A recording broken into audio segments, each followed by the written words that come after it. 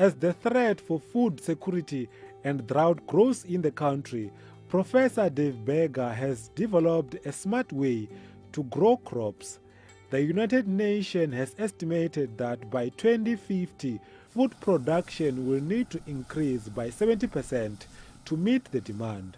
Professor Berger has stepped in with a solution. In our research, we've been looking at applying molecular breeding, where we test different varieties of maize and lines of maize to find those lines which are most resistant to the fungal disease.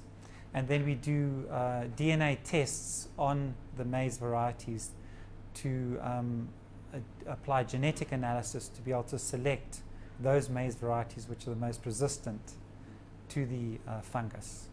And looking specifically at a disease called grey leaf spot, which is particularly important in KwaZulu-Natal and Eastern Cape province in South Africa, but it's also a big problem in sub-Saharan Africa and globally. The research got him a special award at the National Science and Technology Forum, South 32, in crop science and food security.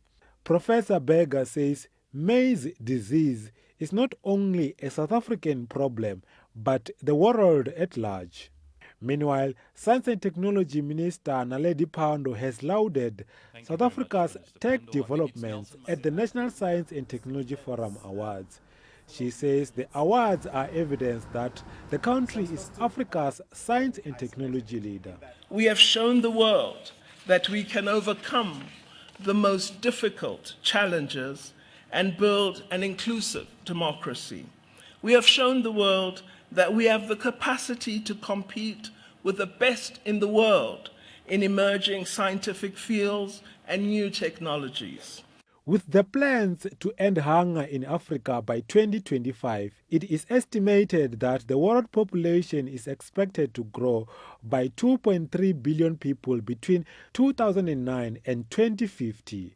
Professor Berger says the research will help to boost food security in the country. The research that we're doing on maize is very important for food security because maize, of course, is the staple diet in South Africa.